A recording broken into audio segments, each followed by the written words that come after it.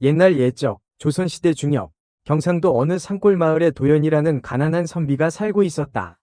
도연은 어려서 부모를 여의고 인색하기 짝이 없는 숙부 밑에서 온갖 구박을 받으며 자랐다.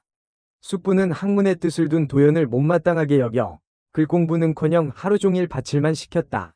내 놈은 글 배워봤자 밥 빌어먹을 놈이다. 썩 나가서 밭이나 매. 도연은 숙부의 모진 말에도 굴하지 않고 밤이면 등잔불 아래에서 몰래 책을 읽었다.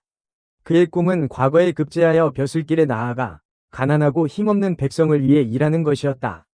하지만 숙부의 횡포는 날이 갈수록 심해졌다. 도연이 20살이 되던 해 숙부는 더 이상 그를 부양할 수 없다며 집에서 내쫓았다. 이제 내 놈도 성인이 되었으니 제 밥벌이는 스스로 해야지.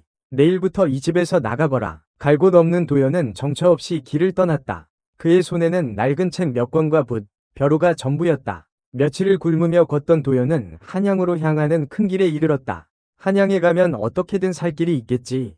과거를 보려면 한양으로 가야 한다. 도연은 희망을 품고 한양으로 발걸음을 옮겼다. 하지만 며칠 밤낮을 걸어도 한양은 보이지 않았다. 굶주림과 피로에 지친 도연은 길가에 쓰러지고 말았다. 얼마나 시간이 흘렀을까? 도연은 희미한 인기척에 눈을 떴다. 눈앞에는 웅장한 기와집이 서 있었다. 이런 곳에 사람이 살다니. 도연은 마지막 남은 힘을 짜내 기와집 대문으로 향했다. 계십니까? 지나가는 나그네인데 며칠 굶어 기력이 다했습니다. 염치 없지만 하룻밤만 묵어 갈 수 있겠습니까? 잠시 후 대문이 열리고 나이가 지긋한 노인이 나왔다. 그는 이계라는 퇴직한 관리로 몇 년 전 아내를 잃고 홀로 살고 있었다. 최근에는 하나뿐인 아들마저 역병으로 잃고 슬픔에 잠겨 있었다. 이계는 도연의 초췌한 모습을 보고 측은한 마음이 들었다. 들어오시오. 마침 빈 방이 많으니 편히 쉬었다 가시오. 이계는 도연을 안채로 안내했다. 그곳은 아들이 쓰던 방으로 깨끗하게 정돈되어 있었다. 이 방에서 묵으시오. 저녁상은 곧 내올 테니 기다리시오.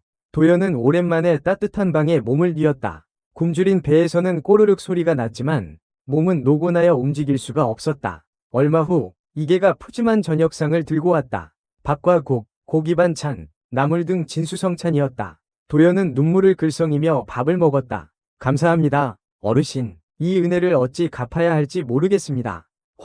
별 말씀을. 젊은이가 배를 고른 것을 보니 내 마음이 아파서 그렇소. 내 아들도 살아있었다면 당신 또래였을 텐데. 이계는 도연에게서 죽은 아들의 모습을 보았다. 그는 도연에게 따뜻한 옷과 이불을 내주며 편히 쉬라고 말했다. 도연은 오랜만에 따뜻한 밥과 잠자리에 몸을 맡겼다. 하지만 잠은 쉽게 오지 않았다. 내일부터는 또 어떻게 살아야 하나? 과거는 볼 수 있을까? 걱정과 불안이 밀려왔다. 그때 도연의 눈에 띄는 것이 있었다. 방 한쪽 구석에 있는 문이었다. 저 문은 어디로 통하는 거지?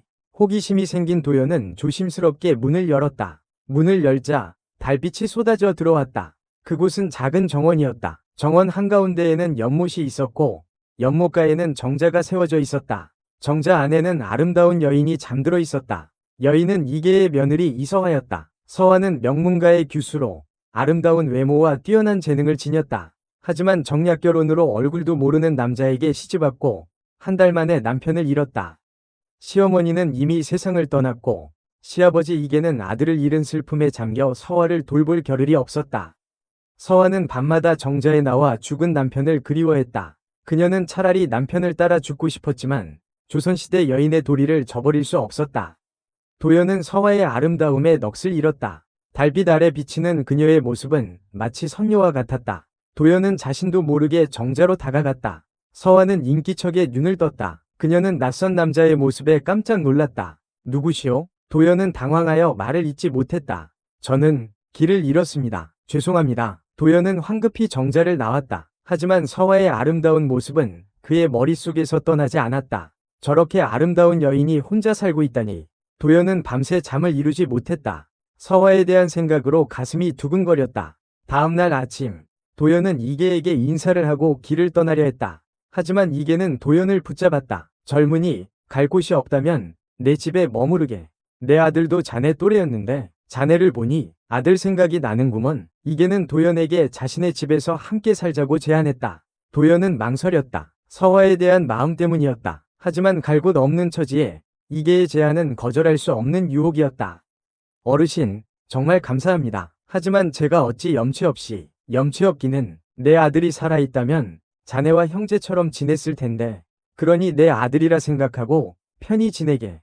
도연은 이계의 제안을 받아들였다. 그는 이계의 집에서 머물며 글 공부를 계속했다. 이계는 도연을 친아들처럼 아끼고 보살폈다. 하지만 도연의 마음은 편치 않았다. 서화를 볼 때마다 가슴이 뛰었고 죄책감에 시달렸다. 나는 이 집에서 쫓겨나야 할 놈인데 어찌 감히. 그러던 어느 날 밤 도연은 잠을 이루지 못하고 밖으로 나왔다. 그는 정처 없이 걷다가 서화의 방 앞에 이르렀다. 서화의 방에서는 희미한 불빛이 새어 나오고 있었다. 도연은 문틈으로 방 안을 엿보았다. 서화는 창가에 앉아 달을 바라보고 있었다. 그녀의 얼굴에는 슬픔이 가득했다. 도연은 자신도 모르게 문을 열고 방 안으로 들어갔다. 서화는 깜짝 놀라 도연을 바라보았다. 도련님, 어찌 이 밤중에.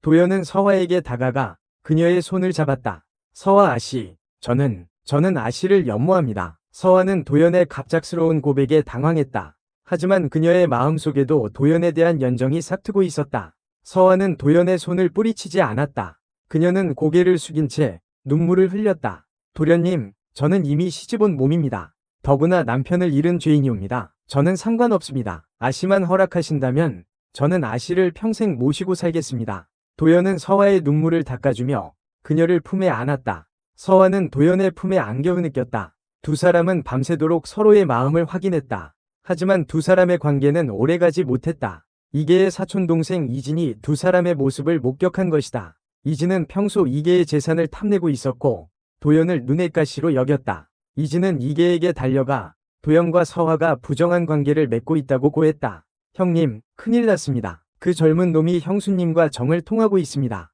이계는 이진의 말을 믿지 않았다. 하지만 이진은 증거가 있다며 도연과 서화가 함께 있는 모습을 봤다고 주장했다.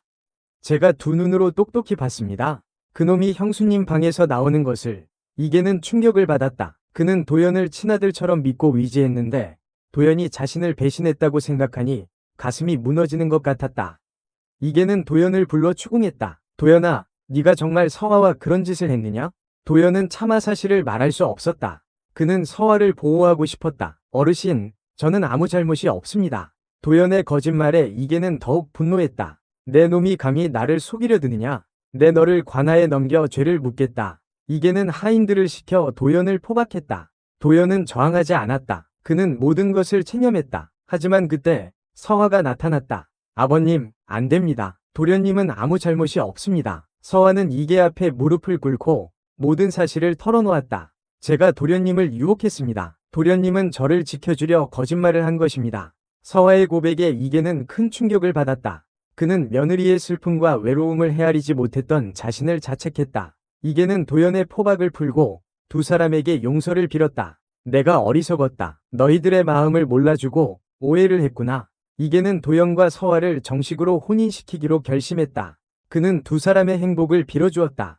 하지만 이진은 이대로 물러서지 않았다. 그는 도연을 제거하기 위해 음모를 꾸몄다. 이진은 관아에 뇌물을 바쳐 도연을 영모죄로 우고했다. 도연은 다시 감옥에 갇히게 되었다. 서화는 도연을 구하기 위해 백방으로 노력했지만 힘없는 여인의 힘으로는 역부족이었다. 절망에 빠진 서화는 마지막 수단으로 이계에게 도움을 청했다. 아버님, 도련님을 살려주세요. 도련님은 아무 죄가 없습니다. 이계는 며느리의 간절한 부탁에 마음이 움직였다. 그는 자신의 모든 재산과 권력을 동원하여 도연을 구명하기로 결심했다. 이계는 조정의 고위 관리들에게 서신을 보내고 뇌물을 써서 도연의 무죄를 주장했다. 하지만 이진의 방해도 만만치 않았다. 이진은 도연이 영모를 꾀했다는 거짓 증거를 조작하고 증인을 매수하여 도연을 궁지로 몰아넣었다. 재판이 열리고 도연은 불리한 상황에 놓였다. 이진이 제시한 증거와 증인들은 모두 도연을 범인으로 지목했다. 도연은 자신의 결백을 주장했지만 아무도 그의 말을 믿어주지 않았다. 절망적인 순간 이계가 증인으로 나섰다. 그는 자신의 모든 명예와 지위를 걸고 도연의 무죄를 증언했다. 재판장님, 도연은 역적이 아닙니다. 그는 제 아들이나 다름없는 아이입니다. 제가 이 아이의 성품을 보증합니다. 이계의 증언은 재판의 흐름을 바꾸어 놓았다. 재판장은 이계의 명성과 지위를 고려하여 그의 증언을 신뢰하기로 했다. 하지만 이진은 마지막 카드를 꺼내들었다. 그는 도연과 서화의 관계를 폭로하며 도연이 서화를 차지하기 위해 이계를 해치려 했다고 주장했다. 재판장님, 이자는 이계 형님의 며느리와 부정한 관계를 맺은 자입니다. 이자는 형님의 재산과 며느리를 탐내어 형님을 해치려 한 것입니다. 이진의 폭로는 재판정을 충격에 빠뜨렸다. 재판장은 도연에게 사실 여부를 물었다. 도연은 더 이상 숨길 수 없다고 판단했다. 그는 모든 사실을 털어놓았다. 저는 서와 아씨를 사랑합니다. 하지만 저는 이계 어르신을 해치려 한 적이 없습니다. 도연의 고백은 재판장의 마음을 움직였다. 재판장은 도연의 진심을 믿기로 했다. 하지만 이진은 포기하지 않았다. 그는 도연이 영모를 꾀했다는 새로운 증거를 제시하며 도연을 처형해야 한다고 주장했다. 재판장은 고심 끝에 판결을 내렸다. 피고 도연은 영모죄에 대해서는 무죄를 선고한다. 하지만 이계의 며느리와 부정한 관계를 맺은 죄는 인정된다. 따라서 피고 도연에게 유배형을 선고한다. 도연은 유배형을 받아들였다. 그는 서화와 함께라면 어디든 상관없다고 생각했다. 서화는 도연을 따라 유배지로 가기로 결심했다.